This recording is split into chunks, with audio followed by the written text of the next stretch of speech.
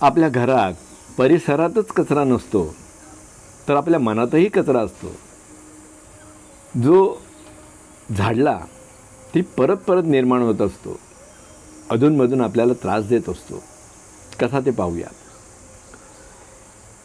समीर, वय वर्ष 28, हा एक सॉफ्टवेअर इंजिनियर होता.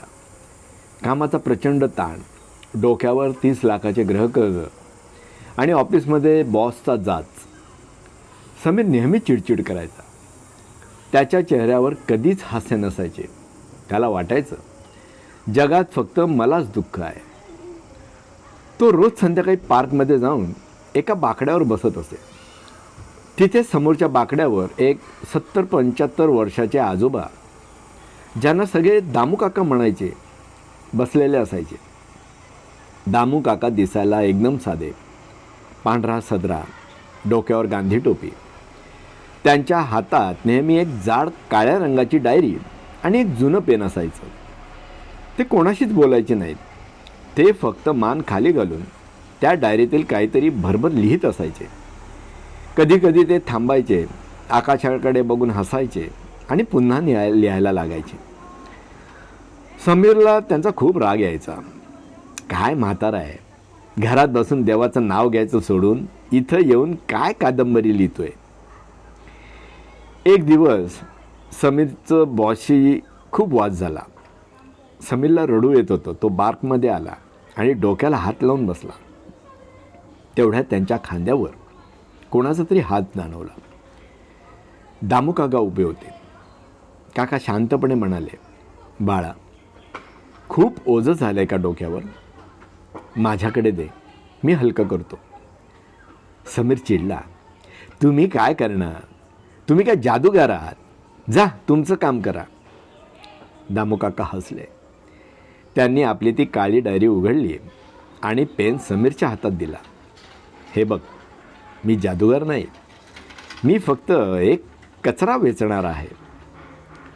लोक घरातला कचरा डस्टबिनमध्ये टाकतात, पण डोक्यातल्या कचऱ्याचं काय? त्याचा वास येतो, तो सडतो आणि मग माणूस वेडा होतो. माझं एकच काम आहे, लोकांच्या डोक्यातल्या कचऱ्याची विल्हेवाट लावणं.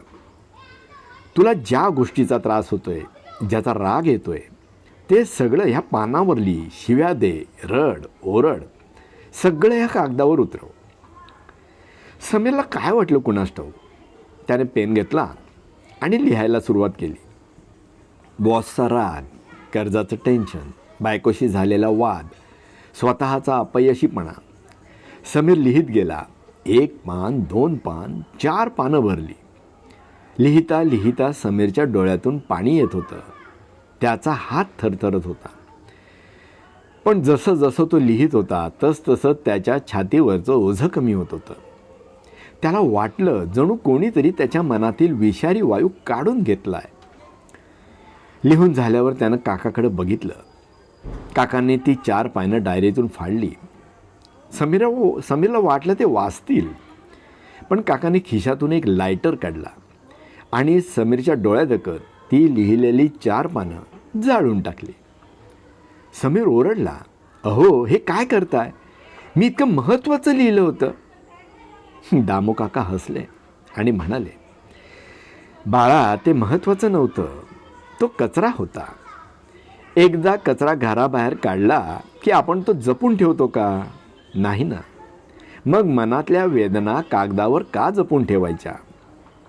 तू लिहिलंस, तुझं मन रिकामं झालं आणि मी जाळलं. म्हणजे त्या समस्या आता अस्तित्वातच नाहीत. आता तू मोकळा आहेस, नवीन सुरुवात कर. समीरला त्या दिवशी खूप शांत झोप लागली.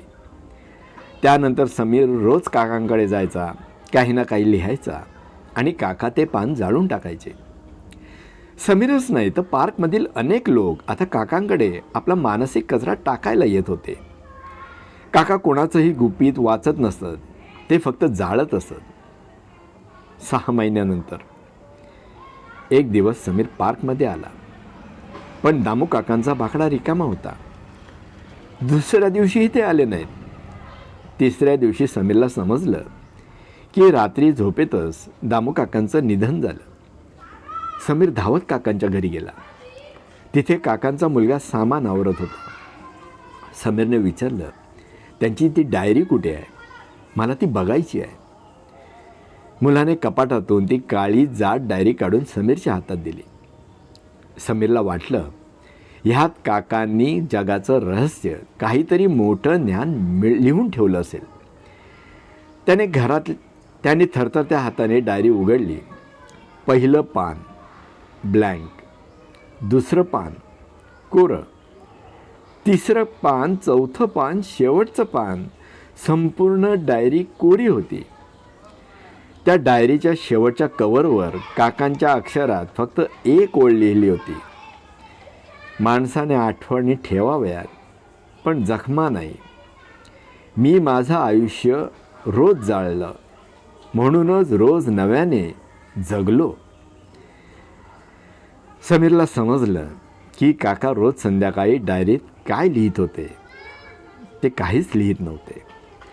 ते फक्त दिवसभराचं दुःख, कटू आठवणी कागदावर उतरवून त्यात जाळून टाकत होते.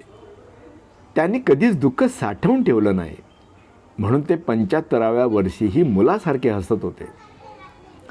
समीरने त्या दिवशी ती कोरी डायरी आपल्यासोबत घेतली, लिहिण्यासाठी नाही, तर हे आठवण्यासाठी की जगण्याचं पहिलं सूत्र म्हणजे विसरणे, लेटिंग गो. आपण मोबाईलची मेमरी फुल झाली की क्लीन करतो, पण मनाची मेमरी कधीच क्लीन करत नाही. जुन्या भांडणाचं आणि अपमानाचं ओझं वाहून नेऊ नका. रोजच्या रोज मनातला कचरा कागदावर उतरवा आणि जाळून टाका. रिकामं मन हेच आनंदाचं घर असतं.